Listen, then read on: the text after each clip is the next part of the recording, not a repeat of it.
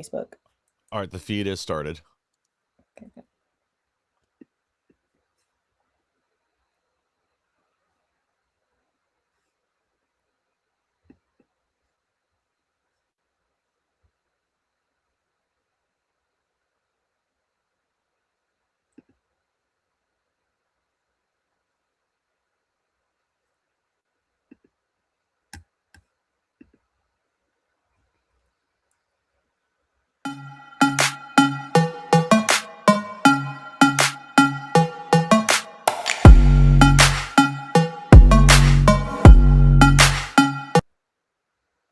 I've been watching the conversation about Iran all week, and I'm still seeing so much confusion, a lot of repeated lies, and honestly, a media that seems more focused on seeing Trump fail than confronting a hostile regime that wants a nuclear weapon. So today we are going to talk about all of it. But before I introduce my guests to help break down everything that's taking place, I want to play this quick video. I have been blessed by Lord to finally publish a book. And I understand, especially for those of you who met me before, know my story and my background, it is pretty disappointing that the first book did not end up being my autobiography. But after the 12 days war last year between Israel and Iran, I woke up one morning, it was maybe a day or two after the ceasefire, and I noticed many people are celebrating this ceasefire. And as an Iranian American, I wasn't. I was very upset that there was a ceasefire. So I thought about it, I prayed about it, and I realized, oh, I know why my fellow Americans are celebrating this. Because they still don't understand the depth of danger we face from Islam.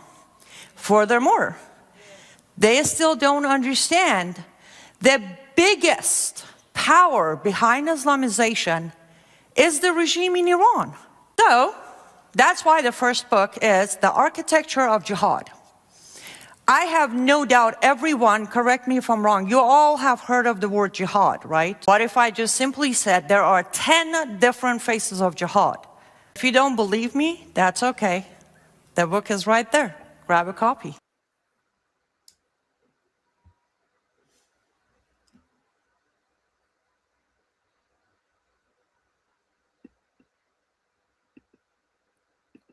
All right. So joining me today is Inez Annie Cyrus. She's the founder of Live Up to Freedom, Iranian American human rights activist, and author of The Architect of Jihad, which officially releases today. She was born in Iran, lived under Sharia law, escaped that system, and now speaks out about the realities of the regime. Inez, welcome. I'm so glad that you are here and we can discuss the book. How are you? Well, I appreciate you having me on, and that actually just hit reality. The author of, I think you're the first person who has actually verbalized that, so thank you. I'm so excited for you. Yes. So even before we jump into everything happening right now, I want to ask you, uh, how does it feel to have your first book out? How does this feel? This is awesome. Thank you. How does it feel? That's a great question. Um, too many feelings involved. Very humbling. A great reminder of why I fell in love with America 24 years ago. I'm going to tell you a quick story. The day my author copy, which is right here on my desk, the day my author copy arrived, uh, for the record, I self-published. So for your audience who might think, why would I get an author copy? When it arrived, I had someone here, a friend who knows my background and, somewhat supports my work. As I opened the box and picked up the first copy, he walked into my living room, looking and said, "You okay?" I couldn't even say anything. I just flipped the book over and showed him the cover, and he's like, "Congratulations, all the great things." And I just stayed quiet for a minute, and I just answered with, "Only in America." He looked at me like, "Huh?" I said, "Only in America. A girl who was shattered into pieces will find a future to become an author of a book so controversial she would not survive a day after publication in any other country." Wow. And he's like, "Can I just give you a hug?" I'm like, "Yeah, welcome to America." And I stand by that statement. Wow. Only in America could I be me. And only in America could I write this book, self-publish the book, publish the book, and feel proud about it. I think that answers the question. Oh, that's beautifully answers the question. Yes. So this isn't just a book. This is something that every American needs to understand right now. Would you agree with that? I would agree, and I would expand that every person in every single Western country needs to understand it. Because, yes, though our priority is America as Americans, no question about it, but this danger is beyond borders. The end goal, as I mentioned in the book, the end goal is global.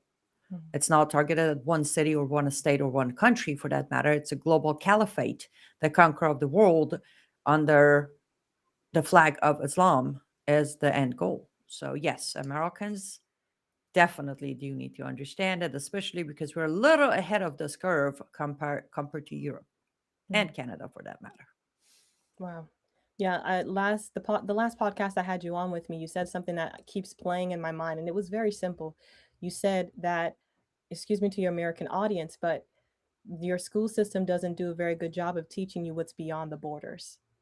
And I 100% agree with that. And so I think this right here is going to be something that aids not only just during this time but future generations. And what I love about this book is it's not I wanted to get your autobiography, but I do appreciate so much that you dropped this after I started reading it, because I saw how pivotal it is for the future of America and in the Middle East, for us to understand what's taking place there, because this stuff right here is not taught in our school system. And you bring in case studies and testimonies and actual facts, not just like your own experience, like I mentioned, an autobiography, which I think would be amazing. But this right here, I think, takes it to another level. And when I started reading this, I noticed something, that you prepare the reader to not feel like fear mongering. It's not about, I'm about to go to Publix, and if I see somebody with the hijab on, I got to get fearful and point them out. It doesn't prepare you in that mindset or that frame of way of going. What this does is this prepare you to take action at your city council meeting. It prepares you to take action in any sphere of society where you see a system like this appearing, because you can recognize it, and you have verbiage to put behind what you're seeing, and you can explain it in detail and sound educated behind it, because you understand, you have the knowledge of it. And I think this does a great job. And I haven't even finished chapter 1 yet, but already I'm like blown away with the concepts in this book. And it's not like a difficult read, though it's very well written. So the average person can go through this, can understand what is taking place and what jihad means, what combat jihad is, and how that is the arm. I believe you say that that's the military arm in a sense, right? Correct me if I'm wrong, of jihad, because jihad is the like the doctrinal portion, and then you have the portion that actually enforces it through violence and other means like that. So this is good. So I would definitely recommend you guys to pick it up. You'll see this in the show notes, and you can buy it on Amazon. It's The Architecture of Jihad. We will go through this book during this podcast, so you guys can stay tuned for that. It officially releases today. Now, can you share how they can get the signed copy? Is that available as well? Of course. I should say it is, I think, 2:12 Eastern time in the afternoon of Saturday. So the book is already out. So you can literally just go to Amazon and grab it. But if you prefer a signed copy, you can go to my website, liveuptofreedom.com. That's liveuptofreedom.com. And on the book page, there is an option to order your signed copy. I do have very limited inventory right there in front of me. So if you want a signed copy, order them now. It will come back in inventory in about 4 weeks. So if you don't grab them now, it's going to be a 4 weeks wait for the signed copies. Liveuptofreedom.com. And if I could address something, that's why on Yes. the clip you played, but that was my pre-release book signing in Chicago, because my story is directly tied to Chicago. Everything happens in Chicago for me. So this was last weekend, literally last Saturday on a stage in Chicago, which I cut that clip. And as you notice, I did say it was pretty disappointing for many that the first book wasn't the autobiography. That Yeah, was just expected of me, right? It's like I'm it so has to be. touchy. And some of the dear friends in Chicago, they walked up to my table, they're like, "Wait, that's not your autobiography." I'm like, and they're like, "But wait, why?" I said, "You know me. I have to go against the rules. The rules dictates that I write my autobiography." I'm kidding. That wasn't the reason. The reason was, as I mentioned on the clip, it was more needed. Uh, Yeah. I will work on that. I don't know when, but one day I'll do the autobiography. But we will continue this topic on books, actually. The good news is, I'm glad you said what you said. It will always be easy. Whatever I write in Substack format or book, it will always be easy for everyone to read, because remember, English is my fifth language. I Yeah. cannot write complicated in English, anyways. That's the best I got. It's going to always be simplified in most terms. And you're correct. Yes. The Architecture of Jihad, just breaking it quickly, it has 11 chapters. 10 chapters are the 10 different phases of jihad, as I mentioned on that stage. Most people are like, wait, 10? Yes, 10. And that's why it's important. We all know about, we hear the word jihad automatically: killing, Mhm. battle, war. That's what comes to most minds. Now, a little more advanced into understanding, some Americans are familiar with political jihad, some are familiar with migration jihad, hijra. um, some might even understand the civilization jihad, but that's as much as it goes. And that's where we fail to understand the importance of policies inside America and policies outside with our allies and our enemies. Because the other forms of jihad is what's working every day against us, and we just don't even know they exist. Mhm. We need to know they exist. And as you said, yes, I made it very clear on the book that uh, this isn't about, I'm not even talking about Muslims. I made it very clear before anybody comes calling me anti-Muslim. This has nothing to do with Muslims. If I named a Muslim, they deserve their name in this book. I didn't name them because they were Muslims. I named them because they had ties to some sort of case that is related to the book. Mm. This is about the fact that we are so uneducated in this very crucial topic that they taught us jihad means war. Jihad means blowing up buildings. Jihad means September 11th. They wanted us to just have one tunnel vision of jihad. So when the rest of it is working against us, we don't even acknowledge it. We don't even notice it because we don't know it exists. Mm. So good. So let's skip to that. Let's dive a little deeper because you said that this is not about isolated events, but it's about a system, right? So, what is the architecture of jihad? What are the components? So let's start with what is jihad before we talk about the architecture of jihad. As I said, most Westerners, they hear the word jihad. There's two group of Westerners. There are the ones that they hear the word jihad and like, oh no, my good Muslim friend told me jihad means inner struggle, like make it to the gym and stay fit and eat good. That's one category. There's a second category, which I very specifically took the risk to mention this in the book of jihad, has been undermined and over credited in both side of the party. Left, inner struggle; right, jihad means kill them all. Both mistake. What I just explained, the two categories that does exist in jihad, but the word jihad by itself does actually means a struggle. The definition in the Quran of jihad is a struggle in the path of Allah, whatever that requires. Yes, actually, part of it is for Muslims to stay healthy. Yes, that is part of jihad. The inner struggle does exist. But any struggle that is required by Allah for a Muslim to continue in the path of Allah is considered jihad. Now, the architecture, the components are, as I said, everything that would fit in there, including, now hold on, let me explain path of Allah before we get to including. Path of Allah in Islam, not even in Sharia, in Islam, in Quran by itself, is the path. Lord, forgive me, I have to make this comparison. You know, our narrow path to our Lord's kingdom, Yes. they have a very wide path to a lost kingdom, which we know as Satan's castle. That is what path of Allah means, making your way to the end where Allah will allow you to his heaven, whatever it takes. And the only way for you to make your way to Allah's heaven is to convert or kill all non-Muslims. That's the end. That's the path. Now, components are the one we know, the easy way out: kill them, jihad, or combat jihad, or as they call it, battle jihad, which was not even Muhammad's first way. For 13 years, Muhammad didn't commit any war against non-Muslims. He practiced the other components of jihad, such as missionary jihad. We hear the word missionary, the first thing we think about, Aisha, is what? Preaching the gospel, Yeah. right? Inviting people to Christ. That's a good thing. But do we have a second step after that, Aisha?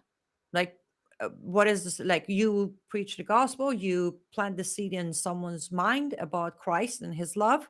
Is there action after that for you, or are you done? No, you try to get them plugged into a local church where they can continue to grow in their faith. And then And you go on to the next person to preach, right? yeah, In Islam, you plant the seed, you invite them to enter Islam. If they enter Islam, great. If they don't, then you go to your mufti, your imam, or your Islamic leader of society and ask them to issue a fatwa on that person to be killed.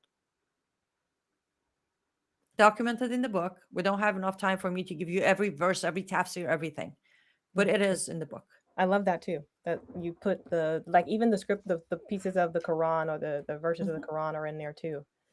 Well, that was the whole point. Again, the way I have phrased this book, even in my head, even in my outline, if you look at my original outline of the book, I said, you're not going to allow your bias insert into the book.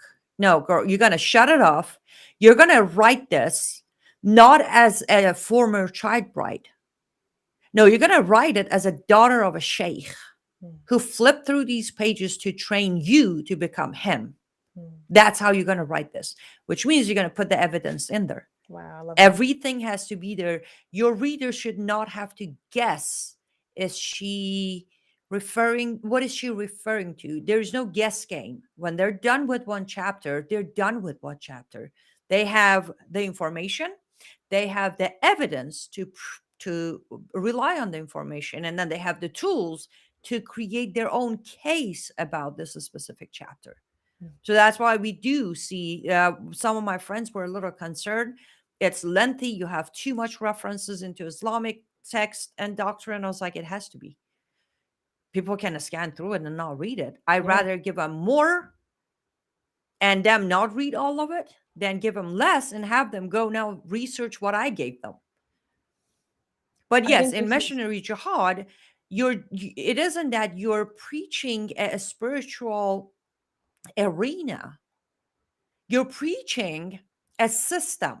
And if anyone refuses to enter that system, then exactly what Muhammad did. Oh, you're not going to convert? That's all right. I'm going to conquer you. And the pattern continues in the most, for us Christians, because Christianity, missionary is a huge part of our life. Yeah. Imagine how many Christians have been fooled by the word missionary in Islam.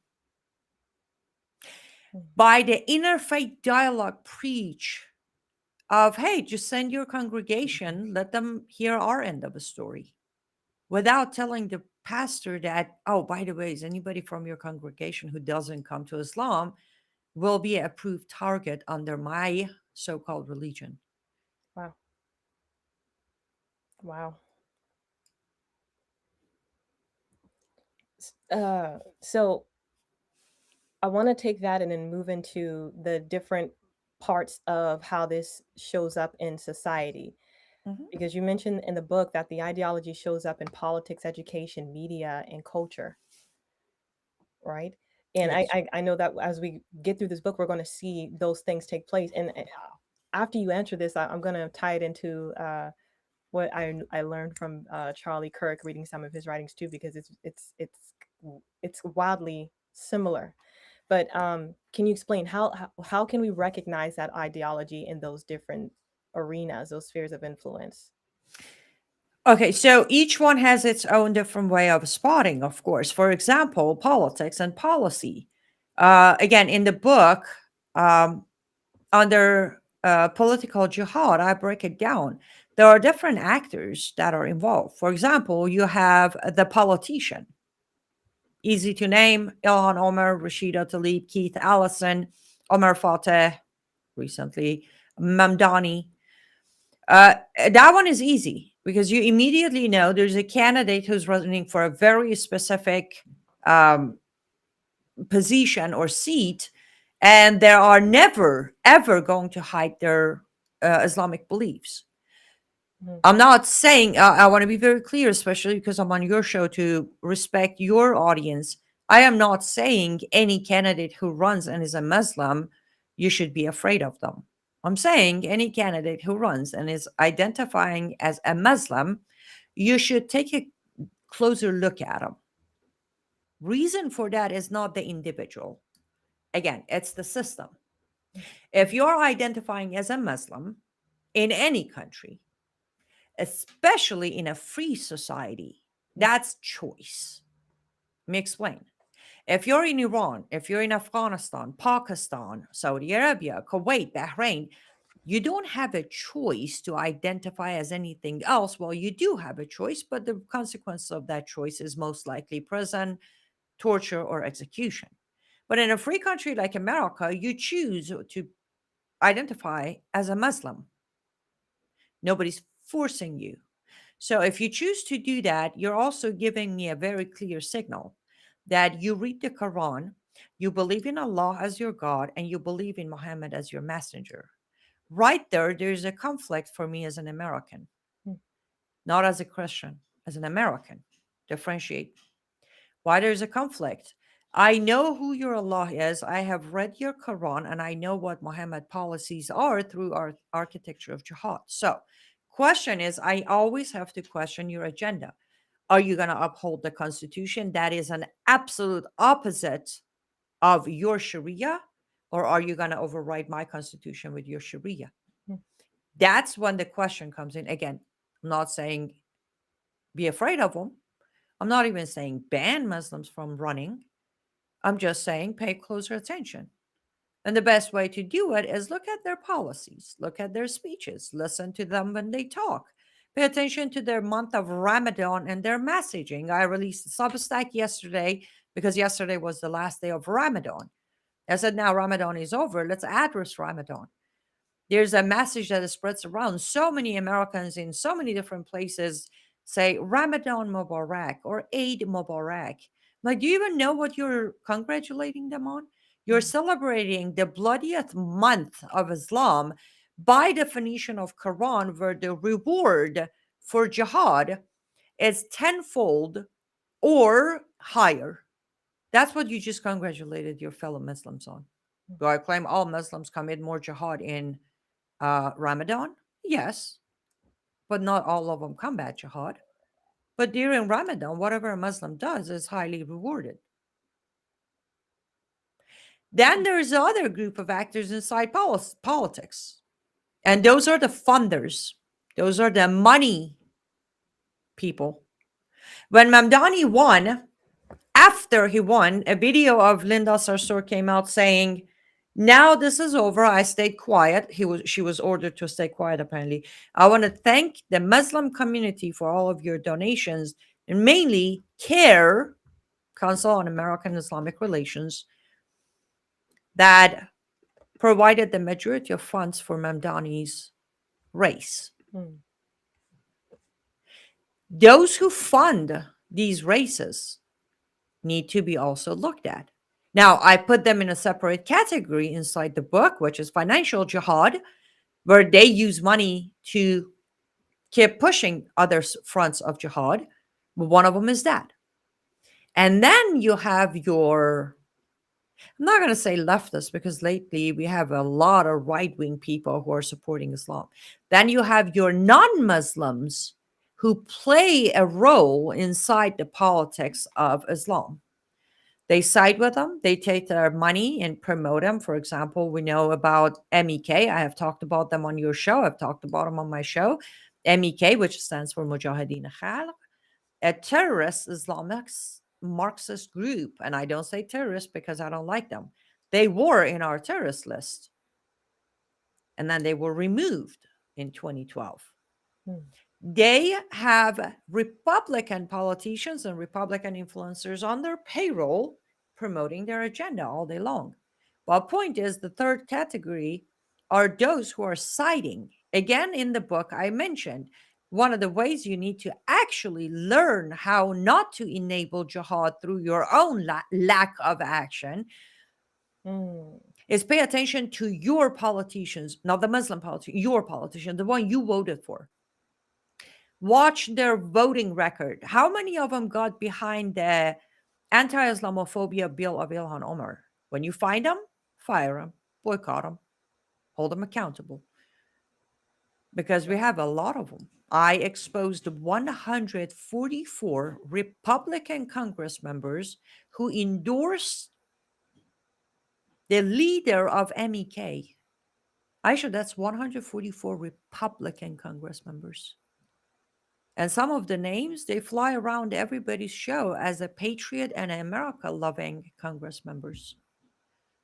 But they endorsed Islamist Marxist group's leader as Iran's next leader. Every single one of them should be receiving a call from those who voted for them of, wait a minute, why are you funneling money for jihad inside America by taking money and endorsing Islamist Marxist groups? So that's that's how we deal with one category, which is political jihad. Wow. And none of these jihads, by the way, I think I made it in the intro of the book. I do mention none of them are just one-sided, one way, one tunnel. No, Yeah. they're all interconnected. That's why by the time you finish the book, you sit there, you're like, uh-huh. But then I'll be honest with you, you also have the feeling of, I have a lot to do because there's a lot to be done. And if you don't do it, again, it was my honor and privilege to write the book. And one of the things I have received many compliments about is the fact that many have pointed out the issues. Nobody has talked about 10 faces of jihad, but many have talked about one face, two face, maybe 3 or 4 of them. But none of them have included actual practical countermeasure steps at the end of each chapter to tell the people, not governments, not leaders, the people, tell them how to reverse this. It was an honor and privilege to do it, but I cannot make you guys do it. Buying it, reading it, and then taking those steps is 100% your responsibility, not mine. I gave you the tools. What you do with them is your job. And I pray that most of you do them because I actually made those steps pretty easy. Like it's easy work. I don't ask anybody to gear up and go to war with Iran. I mean, you could if you wanted to. Okay, this is great. I was going to read one portion of your this is the preface, guys. And this kind of ties into what you were saying earlier when we talked about the systems. You said and I love that you break down who this book is for, what it's about, and like this is just mind blowing. So I'm just going to read the part I put in my notes what portion of this book, like what is it about open warfare versus the patient installation of influence. And you say, why should you read this, carry it, lend it, or send a copy to your representative? Because most of the West's current defenses were designed for open warfare, not for the patient installation of influence. Like that. Okay. That's why it's simple. It's a simple read, right?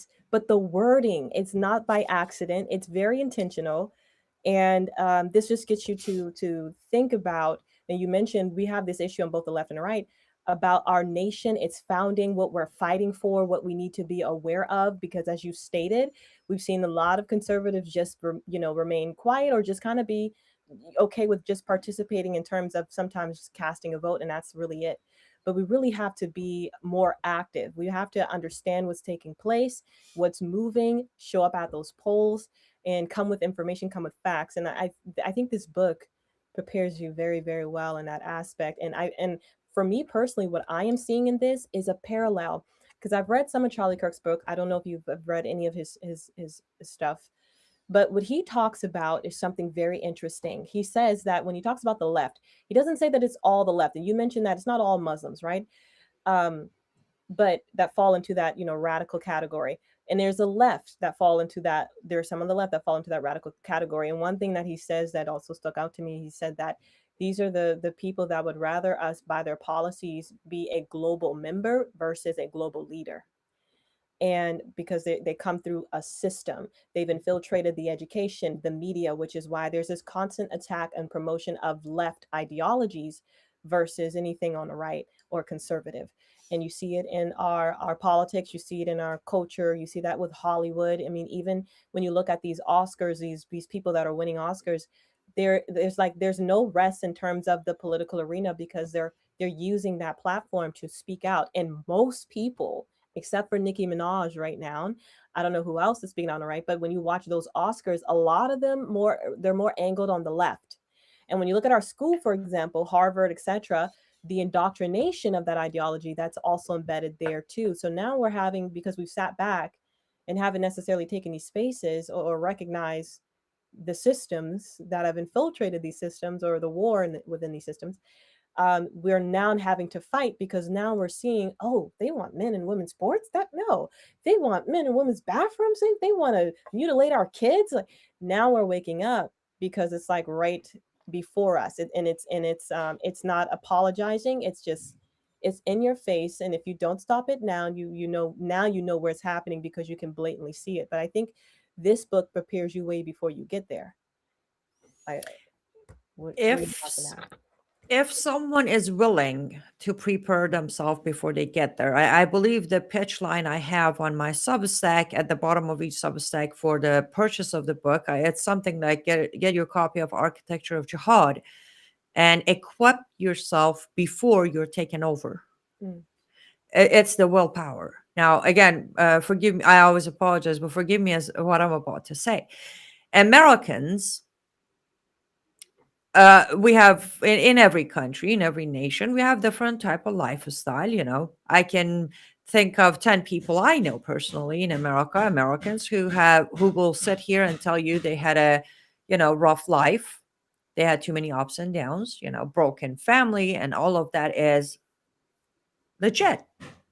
But America as a nation and Americans as a group have never had to survive.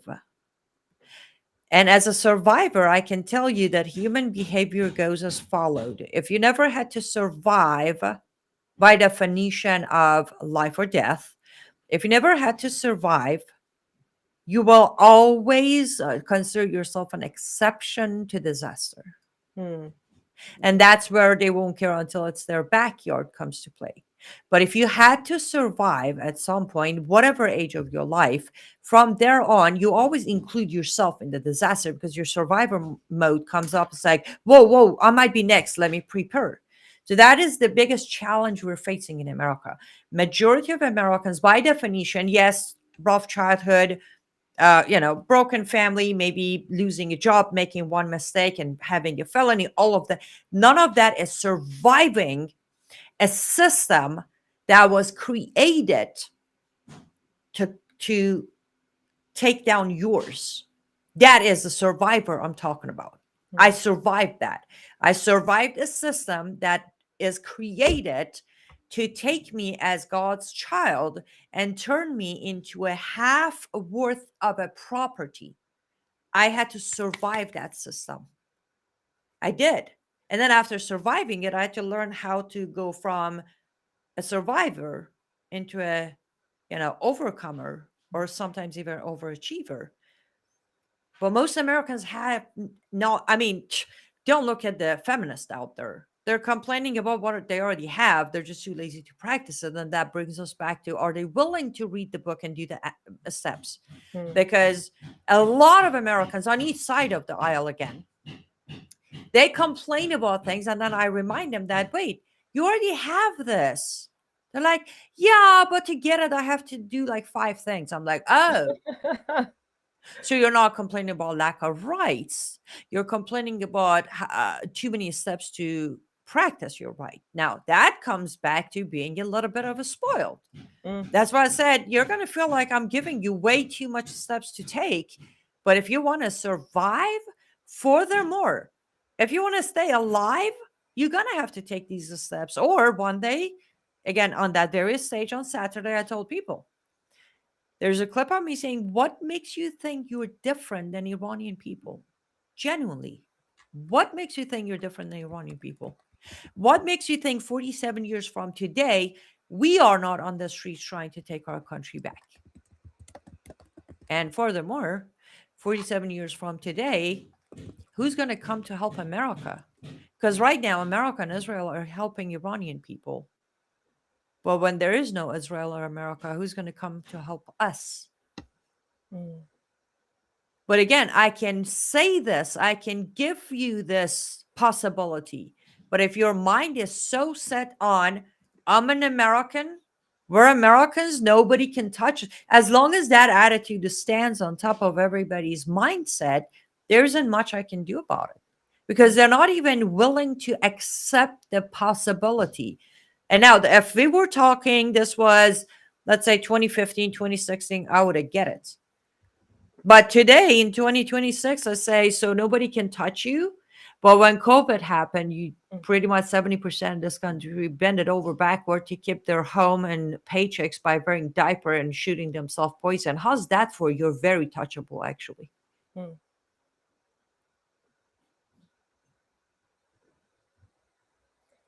Now, we are going to get into tying the book into what's currently happening today, the operation in Iran.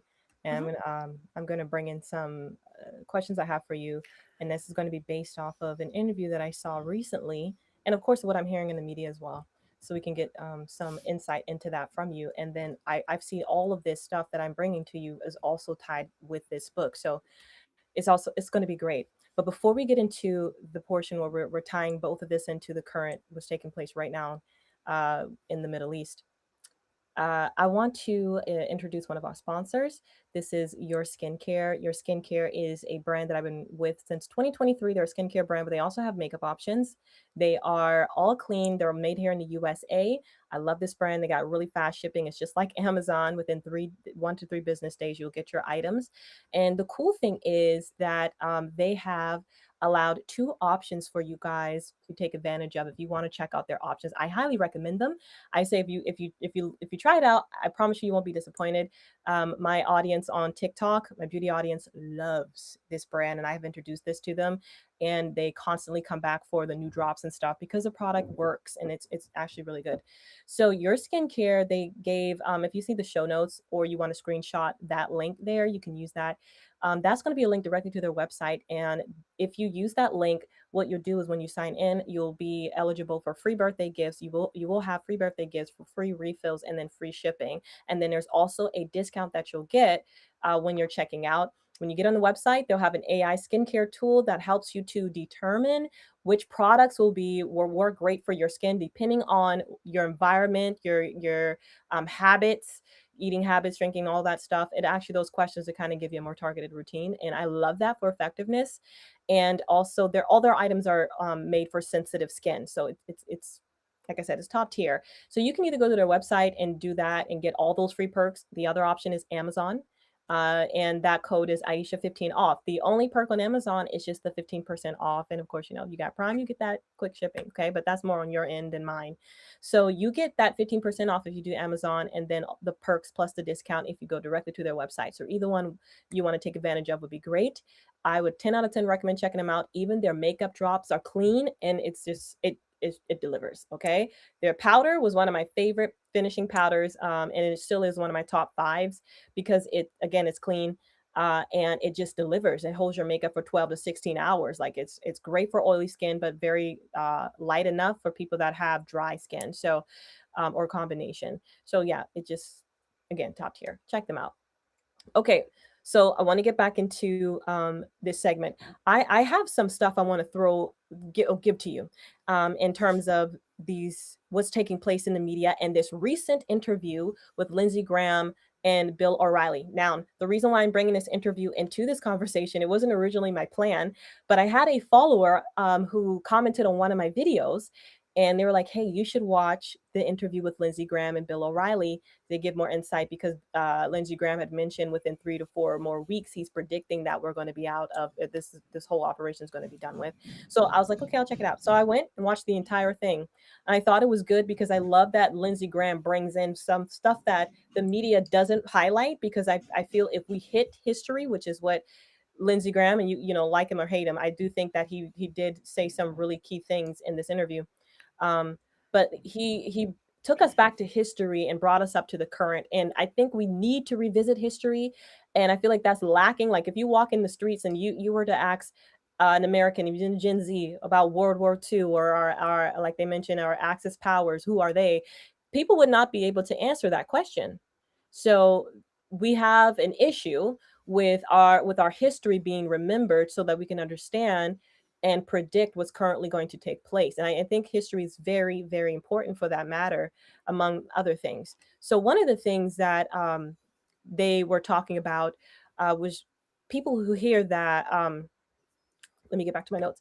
One of the things that they were talking about was the Abraham Accords and how this plays into the regional strategy. So he went back to October 7th under Biden and talked about the what that meant for uh, the region, because he was working on the Abraham Accords, and he said in addition to more than just the Abraham Accords, and he was talking about Saudi Arabia, the crown prince, and them, I guess, recognizing, excuse me, Israel as a state, and then the certain concessions that the crown prince brought in as to make, I guess, the case that the agreement that they make with the Abraham Accords and recognizing Israel, if these concessions were met, would satisfy the desire of the Muslim and Arab world in terms of what they're about to agree to, if that makes sense. I hope everybody's following me. So my question to you is, for people who hear that, so he mentioned, okay, before October 7th, there was real momentum toward getting Saudi Arabia into the Abraham Accords, right? And then that was paused. So for people who hear that but really don't understand it, what were the Abraham Accords actually designed to do? So we'll start there for the next questions that I have coming for you. So, with Abraham Accords, I should set the record straight. I have been against them from day one. Reasons are explained in the book because I am aware Awesome. of what is known as Hudna, and most people aren't. Hudna is one of the forms of deceive or Mm, deception jihad, where Muhammad practiced it, his military practiced it, and from there on, historically, every Islamic military has practiced and used it. What Hudna stands for is when an Islamic army or military or governance has the right to make a temporary peace treaty with the enemy, and to be very specific, that enemy is enemy of kuffars, non-believers, because by law of Sharia, you're not allowed to make any treaty, any friendship, anything with non-Muslims. mm, Even Christians and Jews, to be specific, because a lot of Christians are like, they mean atheists. No, in Quran chapter 5, verse 51 is very clear in Arabic words, very clear. Oh, you who have believed, Muslims, do not take Christians and Jews as your allies, as they are each other's allies. And if you choose them as allies, you have gone against Allah's wishes. So, to be clear, when we say Hudna or temporary peace treaty, it's a Muslim country or a Muslim army, military, against a non Muslim country or a non Muslim military of even Christians and Jews. Because I'm aware of that. Now, the circumstances for that is when they're not strong enough to win the war, when they need to regroup. Again, practiced originally by Muhammad himself. But I'm aware of that. I know for a fact that as long as there's Islamic government mentioned on a paper, it is hudna. They're not going to honor this, just like they've never done every single treaty we ever had with any of these Muslim groups or Muslim countries, and it ended up being nothing but a momentarily. How many ceasefires we got with Hamas? I don't know, 520 of them. I'm making numbers up. So, with that being said, I want to be very clear. I don't believe nor do I trust Abrahamic Accords. However, because majority of Americans celebrate it and they think it's real and it's going to get us somewhere, originally, the plan was to bring more peace and stability to the Middle East by getting the major players of Gulf states, of Islamic countries, to come to an agreement, Abraham Accords, to where they will recognize Israel as a state. I will say what Lindsey, I don't really have any opinion except Lindsey Graham is a very confusing, not so level headed man. That's my opinion. But um, I don't agree with his statement, though. I have not seen that interview, just for the record, but based on what you said, I don't agree. Saudi Arabia has said that they're going to join the Accords many times, Mm. but they never meant it.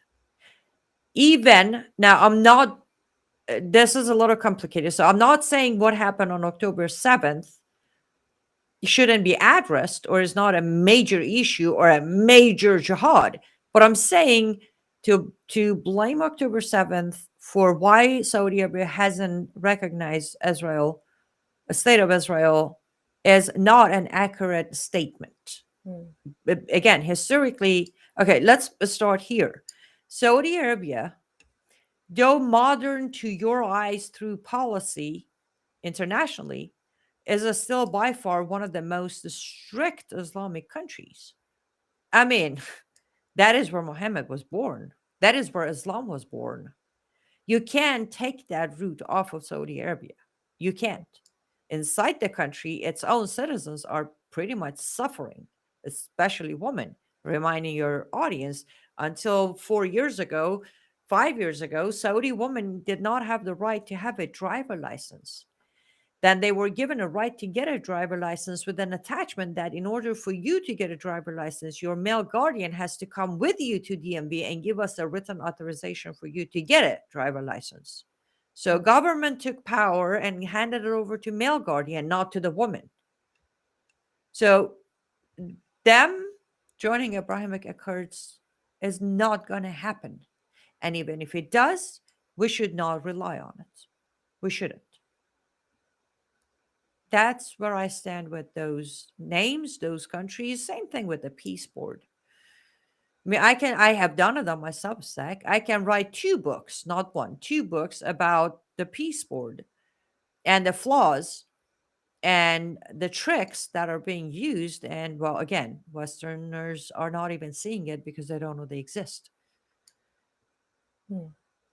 Now, what do you say to the claim? I believe this was posted in Political and a couple of other articles that the crown prince feared for his life if he signed on to the Abraham Accords because of what was stated in there without having those concessions. Um, it said that I remember seeing something that he feared that he would end up like Egypt Anwar Sabat, who was killed in I believe it was 1981 for the peace agreement he made with Israel. What do you say to that? I will say that's exactly, is that the only reason? No, but that's definitely a factor. As I just said, don't look at how fancy he looks or how fancy he talks and shake hands. The root, the system, Mm. is very deeply rooted in Islam. Yes, it could very well be, I don't know, disappear or die if it decide to push this any further. And this is where, can I use this for exact reasoning of when I say stop paying attention to the Muslim part of the formula, start paying attention to the actual Islam part of it. This is exactly what it is. I'm Mm. not saying he's necessarily a good guy. That's not what I'm saying. I'm just saying he's a Muslim who is showing that softness to possibly step out of Sharia. But then he is quickly reminded, or anyone else for that matter, reminded that be careful. You can step out of this system. You Mm. can, but then you end up like me with bounties on your head, looking over your shoulder. or you end up with, someone like Salman Rushdie, who was stabbed in New York on a stage to a point of losing his left eye and most of the nerves on his left side of body. Oh my gosh. Or you are smart enough to keep leaning back and forth, but not actually put your foot other to the other side, like Crown Prince of Saudi Arabia. Hmm. But again, the pattern is the same. Methods are different. The pattern behind the system never changes historically from day one until today. That's why I love pattern recognition. Watch for the pattern. And Islam has proven to have the same pattern 1400 years or 14 million years later. It doesn't matter. The Hmm. pattern is the same. So, yes, I can see that being one of the reasons, not all, but one of the reasons or concerns for him. Now, for you guys that are just tuning in, we're referencing this book, Architecture of Jihad, that just released today that she wrote that talks about the systems. And I love how she's continually tying it in because it's just so relevant to today. So make sure you guys pick up your copy. It is available on Amazon. It's also available on her website, liveuptofreedom.com. And if you go on her website, you can get an actual signed copy right now. She does have a limited amount of signed copy options or signed copy books. So if you want to pick those up, urgently recommend liveuptofreedom.com. You can grab it there. All right, I want to talk about that the nuclear side of this too. So because one of the things that was mentioned in that interview was that Saudi Arabia, one of the I guess concessions that they wanted was that we would help with their civil nuclear program, which is different from from developing WMDs. And but I still have a concern that I do want to run by you. But I want to ask you this. So people hear the Saudi nuclear program, and sometimes they immediately think the weapons, but there is a difference between the two. Um, do you know about that civilian nuclear energy and the weapons programs, and enough just to chat about it a little bit in simple terms before I move into the next question that I have for you on that? Which part would you like me to address? The existence of Just it, the make the dangers of distinction it? between the two so we understand what those programs are. So there's that civilian nuclear energy, and then you have the nuclear, program, The weapon. the weapons. Yeah. I don't have this simple or complicated terminologies, but what I could say is don't forget Pakistan started with the same narrative, Hmm. civil History again. nuclear, and now they're sitting on 170 plus nuclear weapons. I can't, to me, there is no difference verbally. I'm sure scientifically there are so many differences. But when it comes to leaders of any country, by the ways, again, setting the record straight, I I don't like this whole idea of nuclear, no matter which country's holding it. I don't. I kind of like being able to push back and have a war without worrying who's going to push the button first and destroy lands.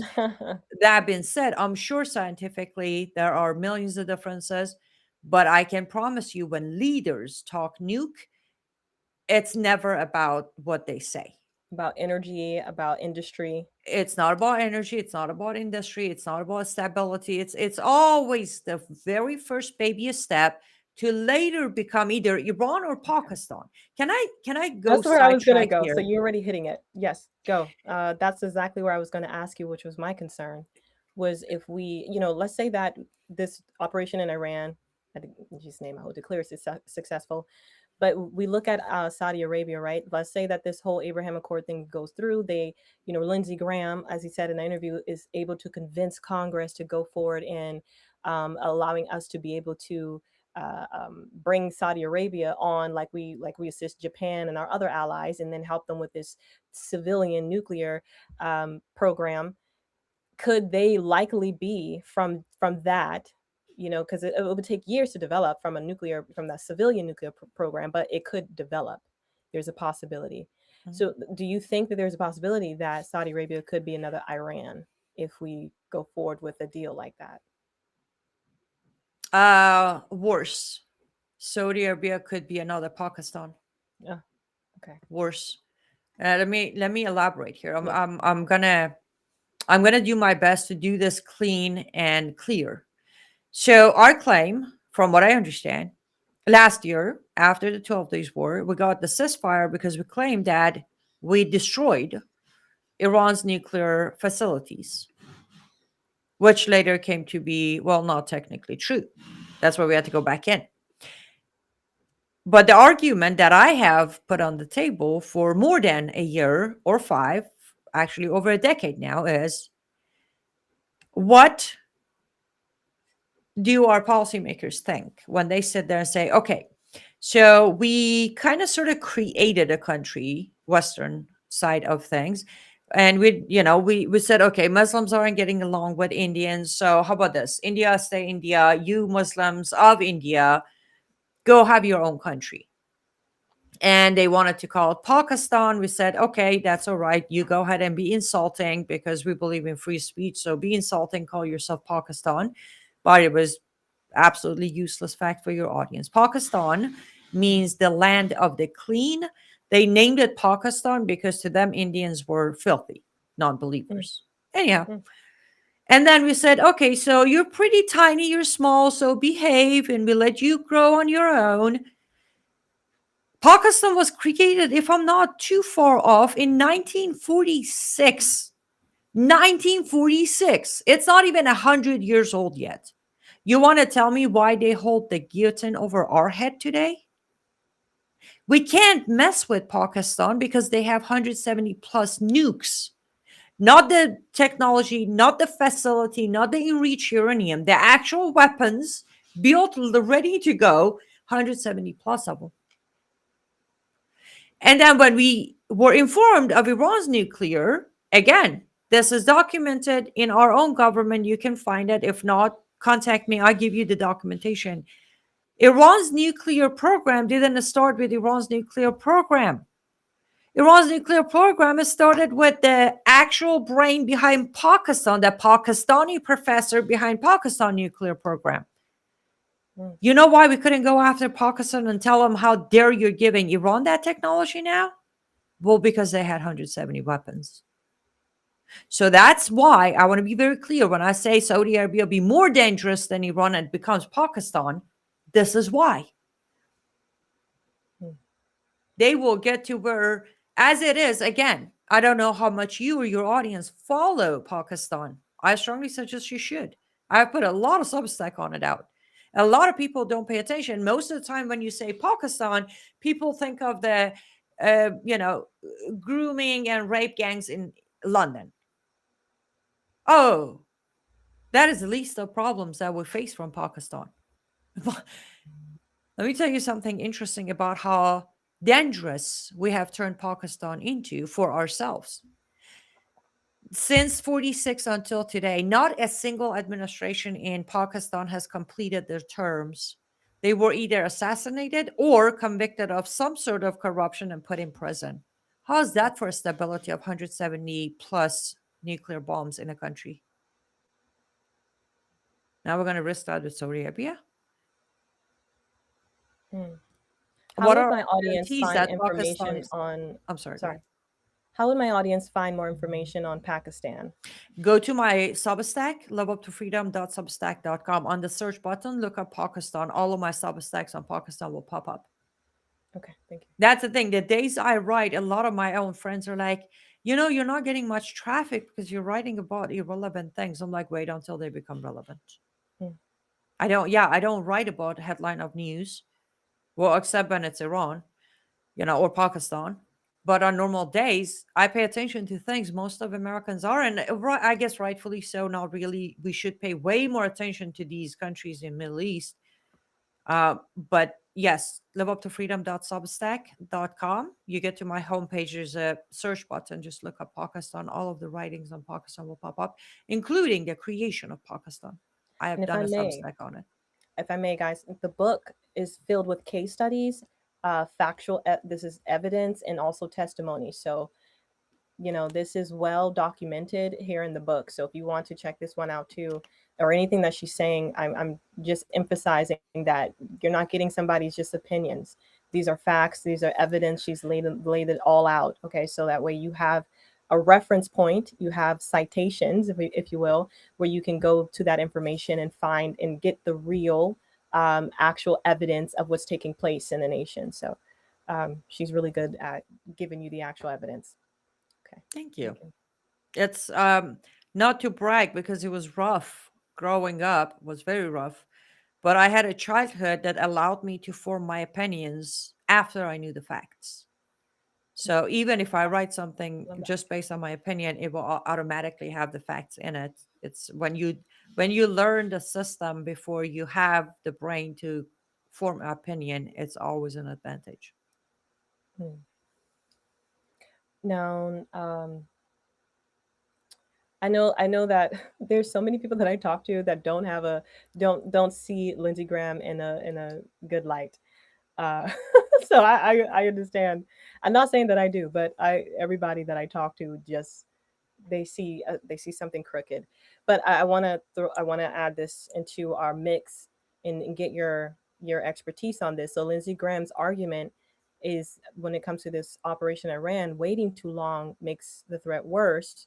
So do you agree with that, or has that mindset caused problems before? Oh gosh, that's a good one.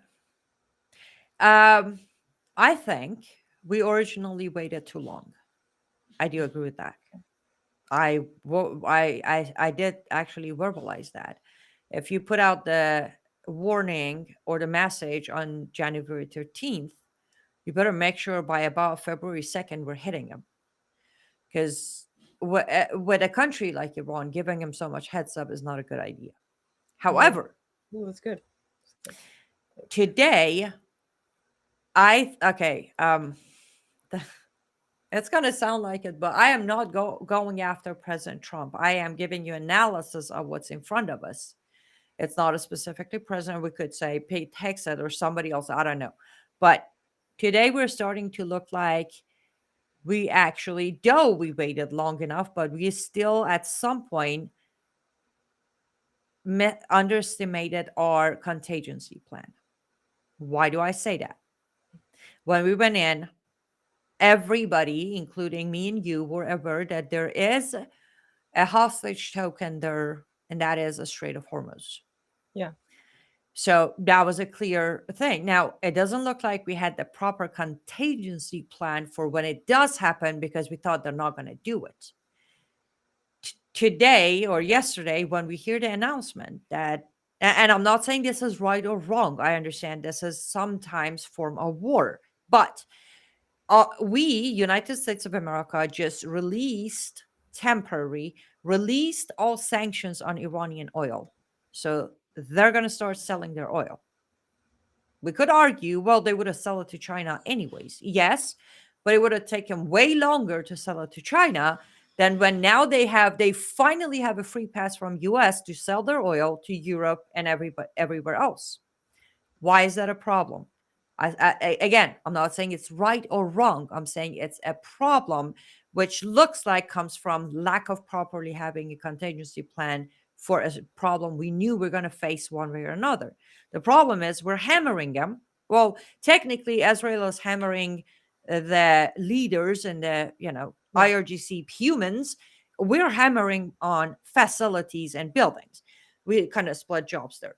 We're hammering them, but then with what we were just forced to do, which is called the rebalance during wartime, meaning you kind of hit them and then give them a bit of a breathing room, hit them, breathing room. This could cause a longer war with them. I don't say never ending. Don't get excited, people out there who were waiting to hear that. It's just going to be a longer because the more temporary allowance of selling oil we give them, the more they can feed themselves back, and that is going to create a longer path, not as of years, but it could add a good couple of months to the scenario. So that's where I'm at. I'm sorry if it wasn't necessarily, I guess. No, I break that down a little bit more. So, because when I look at the United States, we only get 1% of our oil from the strait, right? And aren't we guarding that right now because we don't really have our allies who actually rely way more on it than we do?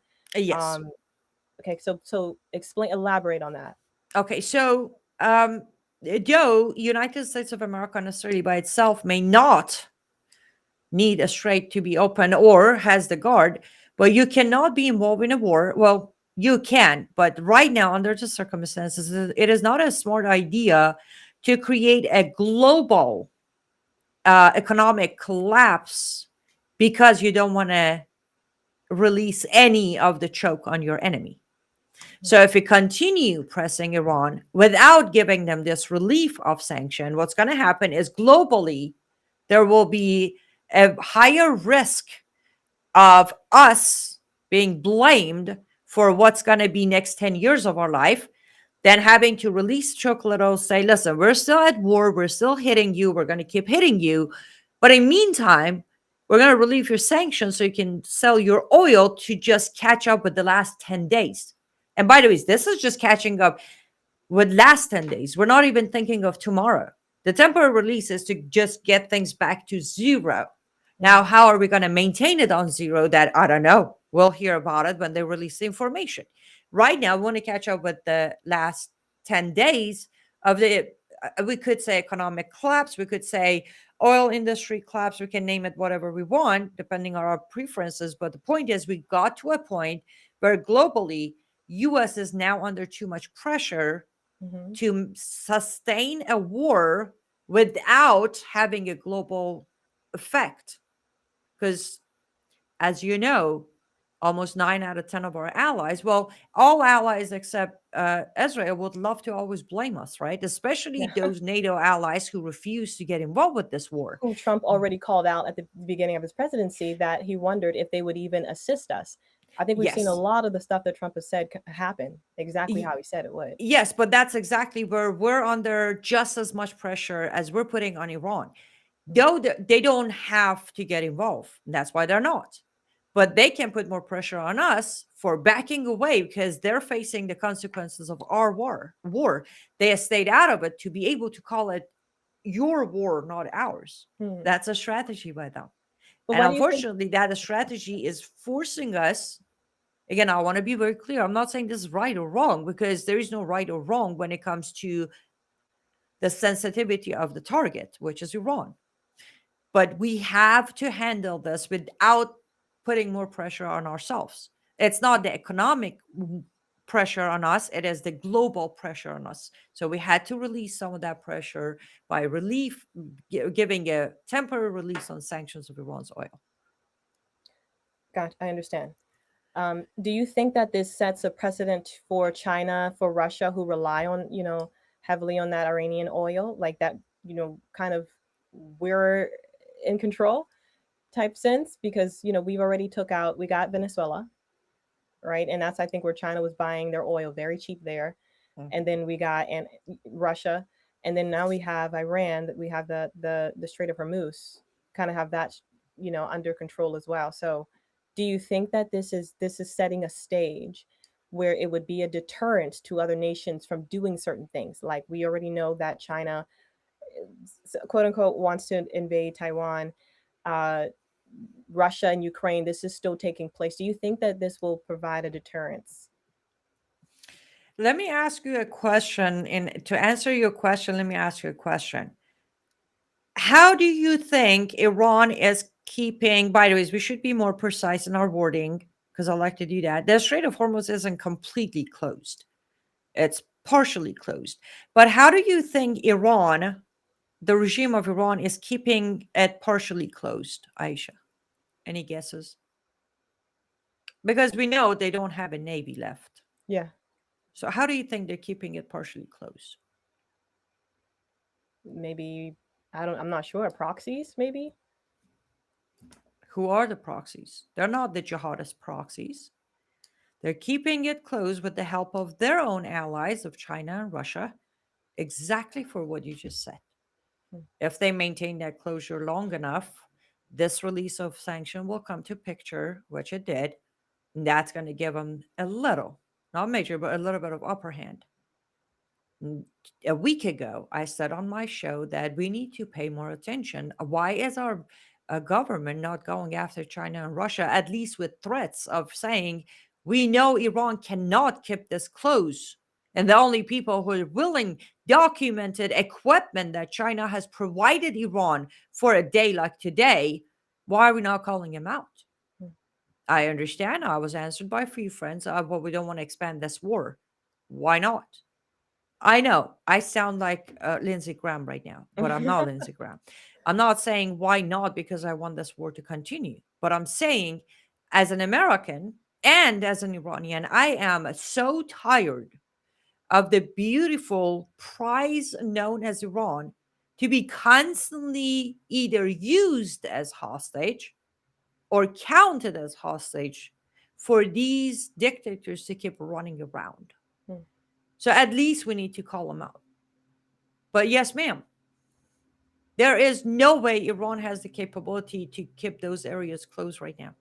They are directly getting not manpower, but equipment, technology, and devices are coming from Russia and China to help Iran continue that closure.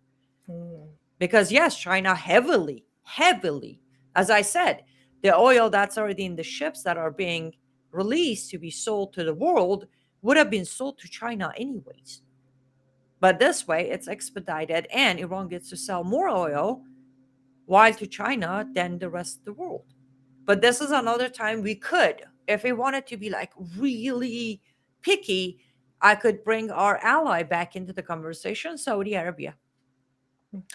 Saudi Arabia is the unique country that doesn't rely on Hormuz, Strait of Hormuz, to send out oil. Did you know that? They have two different ports to do it. There's another port that Saudi Arabia can handle that does easily handle up to, I think, 1 million uh, tanker of oil.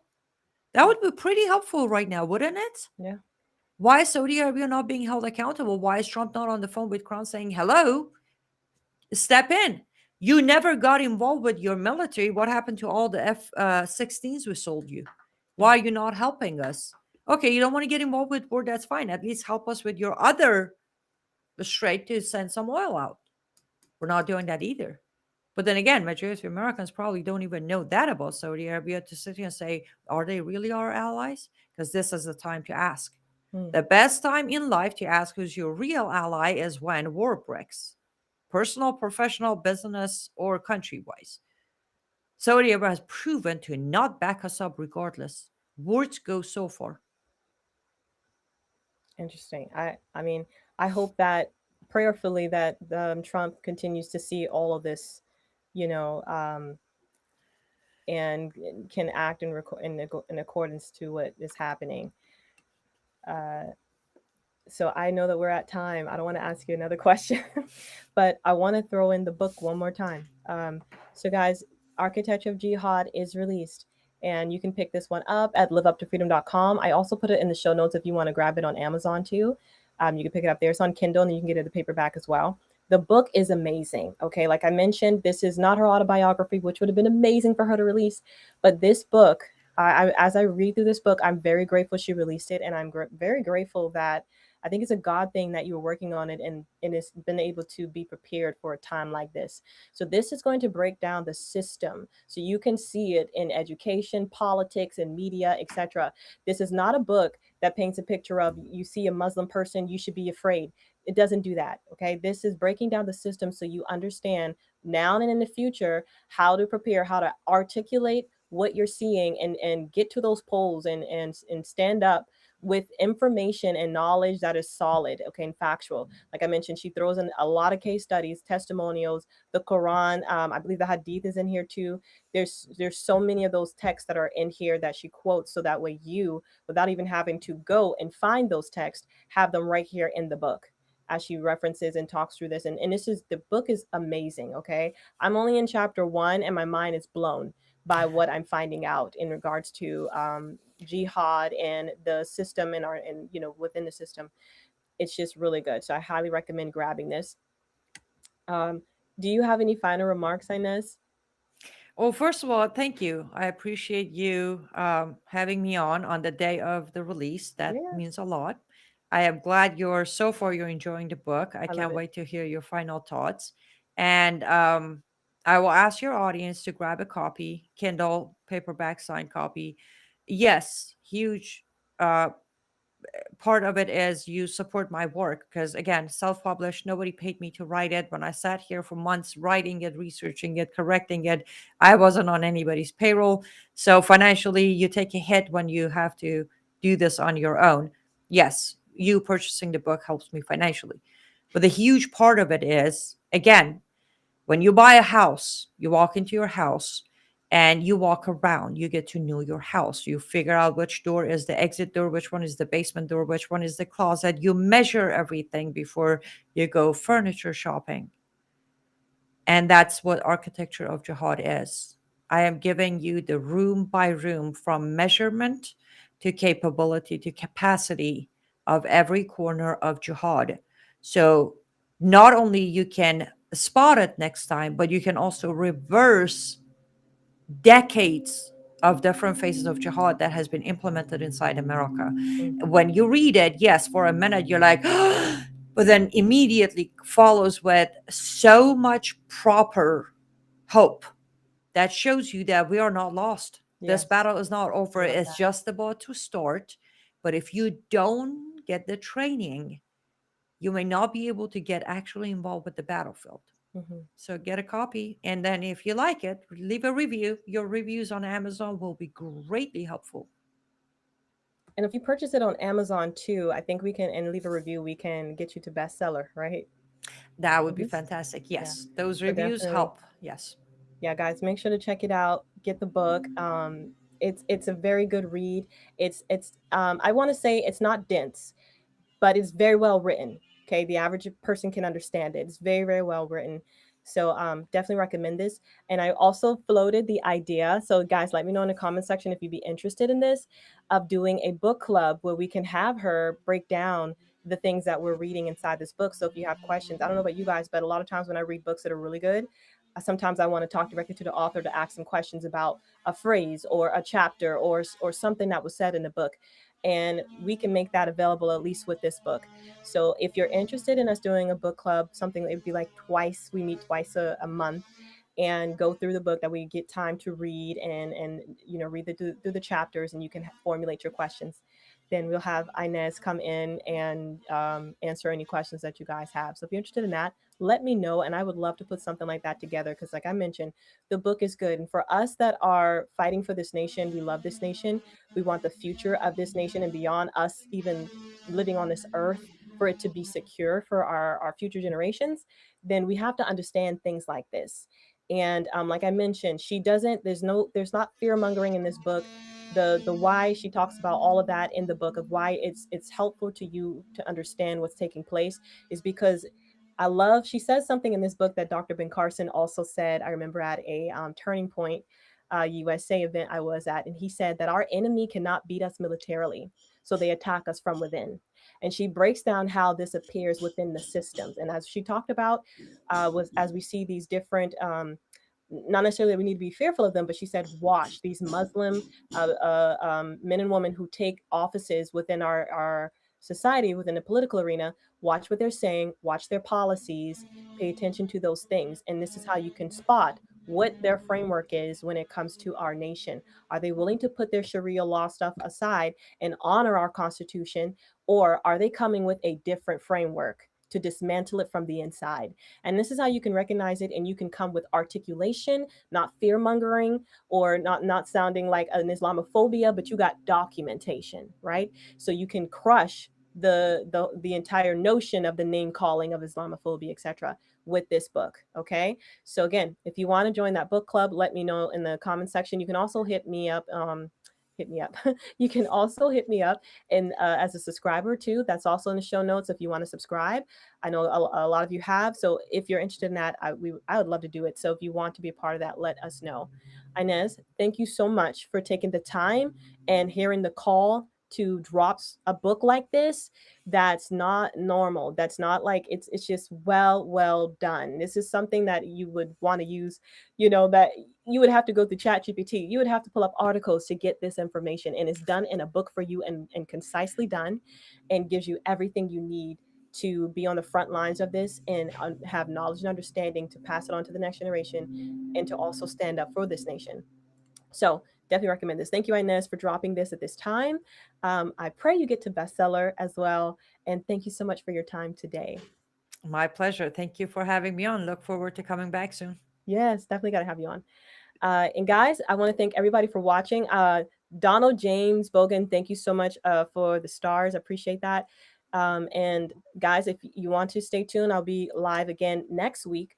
But my guest for next week is very interesting. So, and I'm going to have Inez on again. So, if you're sad about that, don't be. She's going to come on again. But next week, I'm bringing on a woman named Paula Tisdale. She's a Republican State Executive Committee woman, foster care review board member, and we impact the nation leader and a poll manager. So we're going to shift the conversation to what's happening at the local and state level and how people can actually get involved. Paula has seen the divide firsthand in the right, in our movement on the right, and you're going to understand its impact and what we need to do to stand firm as Christian conservatives and holding firm to that value. So you're not going to want to miss that either. She brings a lot of insight from within that. So I'm going to bring that on for you guys too. It's going to be awesome. Inez, thank you again so much. And guys, tune in with me next week, Saturday, again, 2 to 3 p.m. ET. I'll see you guys then. And goodbye for now.